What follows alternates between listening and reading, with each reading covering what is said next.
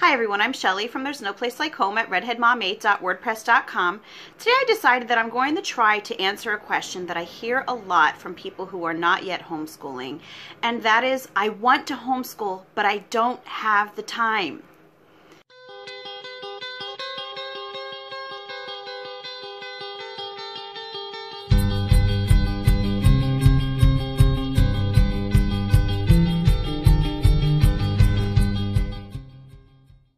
Now, I think that we need to look at this question in two different ways. I think that some people who say that they do not have the time to homeschool just honestly use that as a reason to give people, maybe they're fending off the question about why they don't homeschool. I think that a lot of times people will say that when they really don't have any intention of homeschooling, and they just kind of use that as an excuse to give to people about why they've chosen not to do it. So this video is not for them. This video is for the people who genuinely do want to homeschool but honestly believe that they don't have the time to do it. Now, the very, very first thing that you need to look at when it comes to this question is the fact that homeschooling and public schooling, or actually any traditional school setting, are not the same thing at all. So a lot of times when people are looking at homeschooling from the outside and have never actually done it and have never seen it done, they will very often think that they are going to have to sit with their kids in their house for 6 hours a day, doing paperwork with their kids, teaching their kids in front of the chalkboard, doing tests, and that this is something that is going to be done 5 days a week, 6.5 hours a day. And of course, who wouldn't think to themselves, oh my gosh, how am I ever going to have the time to do that? Because yeah, life goes on outside of that. So I think that a lot of times when people see how long the actual school day takes in public school, they do think that they're going to have to bring that home. But that is absolutely not the case. The fact is that public school, even though kids are there for 6.5, even sometimes 7 hours a day, kids are not doing work for all that time. I'm just going to name a few things that will already give you an idea of how little time actually is spent with the kids actually doing what we would consider to be learning. And even that is debatable, but I'll leave that question for another day. But anyway, if you look at public schools, first of all, they have to wait for all the kids to get in the morning, put all of their stuff away in their cubbies, or depending on their age, go to their lockers. Then the teacher has to take attendance. Very often they will have to find out who packed their lunch, who bought their lunch, and I'm going off all this stuff from what I remember from like when my kids were in school, and even when I was in school, which was a really long time ago. But anyway, and then besides that, there are disciplinary issues that I have to say go on throughout the day. And I know that especially in our school district, this is something that happens a lot. This isn't something that happens once a day. Very, very often, everything will have to be stopped in order to take care of a disciplinary issue, because there are between 25 and 30 kids in the classroom usually. So besides that, you've got morning announcements, whether they're by the teacher, whether they're over the intercom, or both. So then you have kids, they have to pass in their homework. Sometimes they will go over the homework, sometimes they don't. But then there might be a lesson or two. And again, there's always the stopping for disciplinary issues, which I have to say right away.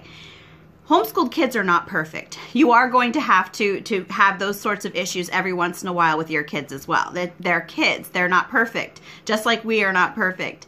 But it's far, far different when you've got a class of 30 kids that you've now have a much larger population of kids that you have to try to kind of keep, settled so that learning can actually happen. Okay, so we've got to think about that. Then there are bathroom breaks. There are fire drills. There are assemblies. What else is there? A lot of times in high school, there are pep rallies. And getting back to the disciplinary issues, in our school district, lockdowns are actually very, very common. Kids who are completely over the top, not behaving, they will have to lock down the entire school for that. And besides that, there's just little things that go on throughout the day that really, your kids are not sitting and learning for all that time. That is just the really big focal point. It's also really important to point out that very much of what these kids are learning in school, they're not going to remember as they get older anyway. some of the very basic things like reading and doing basic math and writing. Of course, yes, those are things that do tend to stick with you. But that's because those are the things that are most important in our society, in our lives, in order to be able to get from point A to point B. But they are also things that can easily be done in a school setting, and they don't take 6.5 hours a day either. So we just need to push aside that entire notion that you have to spend 6.5 hours a day homeschooling your kids. Now, there are some states who do have requirements regarding hours that have to be kept. Some states do give you a specific amount, and if you average it out, it comes out to about 5 hours a day.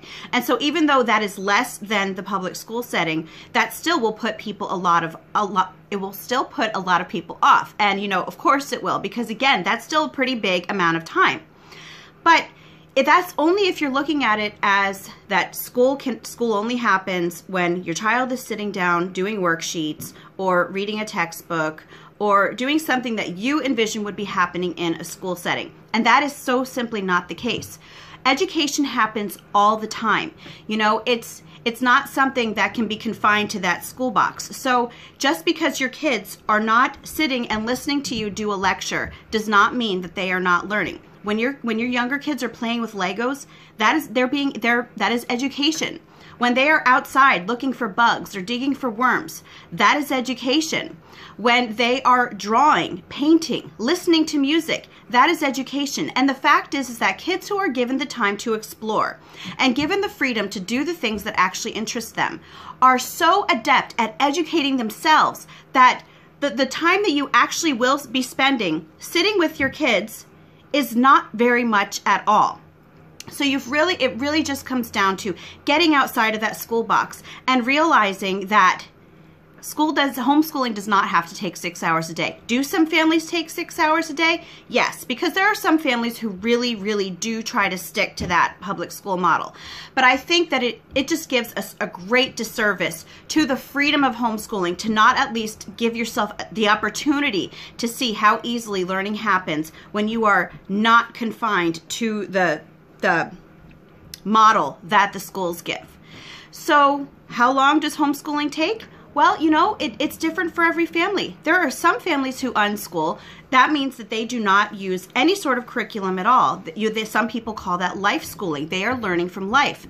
So if you ask them, homeschooling and their regular lives, there's no separation between the two. And I think that that's one thing that's really important. You've got to look at homeschooling not as a part of life, not as a separation of life. It is a way of life. It is something that really does encompass everything that you do throughout the day. But especially with unschoolers, they are not setting aside any specific time to do structured learning work.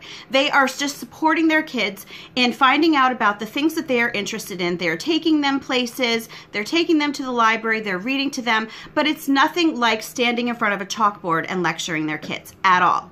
So when you look at, now I would be considered, I do consider myself a relaxed homeschooler. And so for my kids, very often, it will probably take us anywhere between 2 to 3 hours to complete our structured learning time.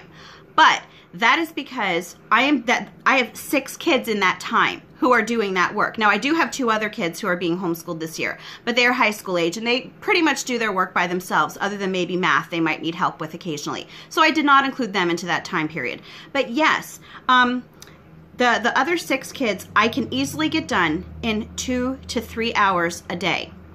And that is because when you are homeschooling, you soon come to realize that you do not need to teach all of your kids separately. Grade levels really aren't a thing. They're not really something that matter in the grand scheme of things when it comes to homeschooling. Grade levels are really just something for public school, you know, to help them to separate the kids, to help them to categorize the kids. It's not something that homeschoolers really need to worry about. So teaching a large group of different age kids together, and when I say large, I'm talking about, you know, 4 kids. I'm not talking about 30 like in school. But if you have, like, you know, a larger number of kids, it does become easier to teach them together because there are so many different multi-level curriculums that you can do with these kids. And a lot of times, yes, teaching things like reading and math, yes, those things a lot of times do have to be taught separately because they are the subject areas that do tend to be the most leveled. And, you know, and it makes sense to teach that separately, but everything else, really, you can combine children and teach different levels at the same time, and it takes so much less time than people think that it does. So anyway, that is all that I have for you today. If you have any questions about this, feel free to just leave it in the comment section below. If you like this video, give it a thumbs up. If you haven't subscribed yet and would like to hear more of what I have to say, I would love if you would do that. And if you like my work, I encourage you to check out my Patreon page and see what rewards I have for my patrons there. And I hope you have a good day.